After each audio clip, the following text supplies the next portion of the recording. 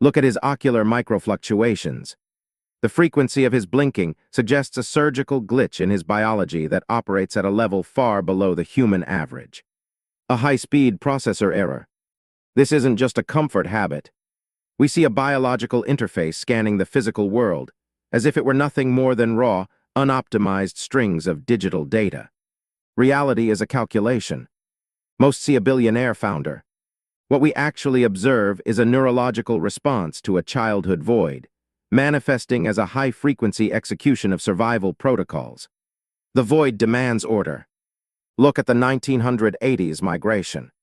The sudden displacement from China to Vancouver served as the initial code injected into his developing psychological and geometric framework. Displacement became architecture. Flipping burgers was purely mechanical. He was perfecting a survival mechanism against the threat of nothingness by utilizing the cold optimization of repetitive, low-latency physical labor. Labor was geometric defense. Zhao does not want glory. He pursues the total erasure of his own vulnerability through the construction of an impenetrable and globally decentralized economic fortress. Vulnerability is deleted. His mind favors low-latency arbitrage. Every major executive decision is a geometric probability calculated in milliseconds to ensure the complete removal of any emotional interference. Emotion is an anomaly. He liquidated his entire life. Selling his Shanghai home for Bitcoin was not a gamble, but a surgical liquidation of physical assets into a more efficient liquid state. Assets became pure energy. He found a systemic glitch. The global financial matrix lacked the algorithmic liquidity that his specific neurological circuitry was uniquely and violently designed to provide. The gap was profit. Binance was synthesized, not built. It emerged from a 180-day hyperburst of obsessive execution that served as a biological marvel of rapid and scalable infrastructure. Execution is absolute. Million-plus orders every single second. The platform functioned as a digital extension of his own high-speed processor, blurring the line between software and human biofeedback. He is the engine. The dark room arrived early. When the Chinese government banned exchanges, his entire system faced the immediate threat of total deletion by a centralized power. The threat was absolute. He retreated to foundational code. Zhao had to decide whether to exist as a localized failure or rebuild himself into a stateless and untraceable ghost. Failure was not programmed. He dismantled the physical center. By transitioning the empire into a nomadic cloud of operations, he removed the physical vulnerabilities inherent in a traditional corporate architecture. Geography is a weakness. This was a psychological death. We witnessed the birth of an algorithmic sovereign who operated without borders and possessed no fixed points of failure for governments to attack. The CEO became code. His biological systems simply adapted. Living in airports and rentals, his consciousness was entirely uploaded into the high-frequency movements of the global crypto market. Presence was decentralized. The regulatory heat became intense. Investigators began scanning for any microfractures in the Binance hull, as the mathematical pressure reached a state of critical mass. The system was scanned. Zhao never showed any panic. His response was a surgical reallocation of resources, understanding that the survival of the network required a change at the founder node. The node was expendable.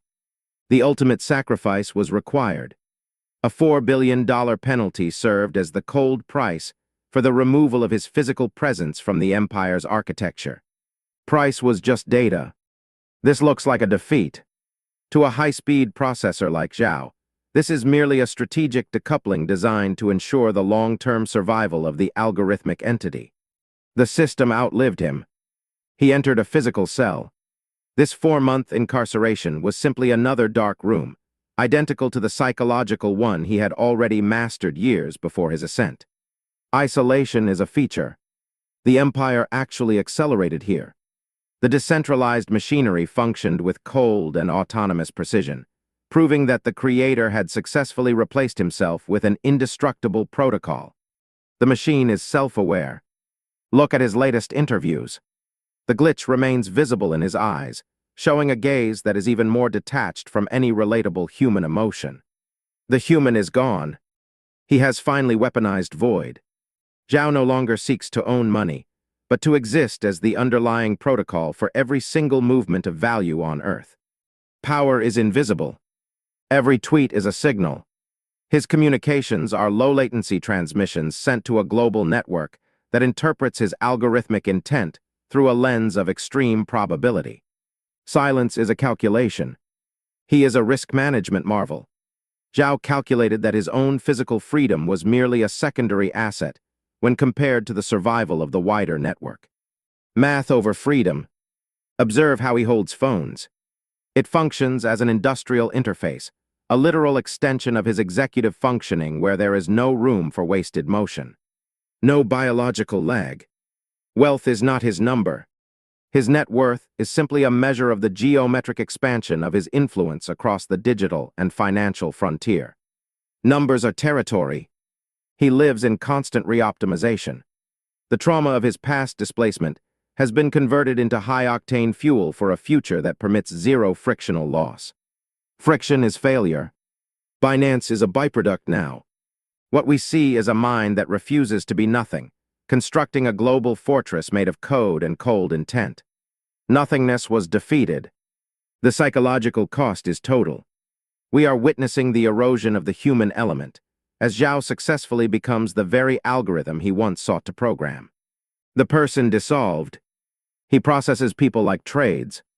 Social interactions are handled with the same surgical precision as a high-stakes margin trade, where efficiency is the only surviving metric. People are liquidity. His silence is very calculated. It is the low-frequency hum of a biological processor waiting for the next market anomaly to emerge so it can be exploited. Waiting for a glitch. This is a new archetype. We are watching a founder who has become completely indistinguishable from the massive and decentralized infrastructure they originally set out to create.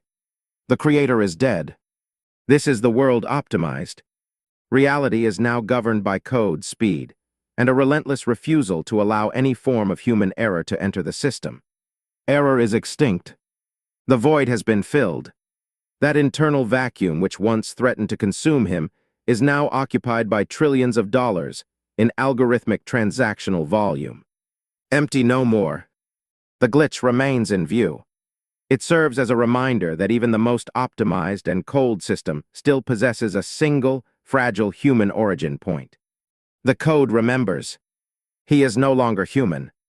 Zhao has transitioned into a protocol, a surgical and obsessive framework for the future of how global value is moved.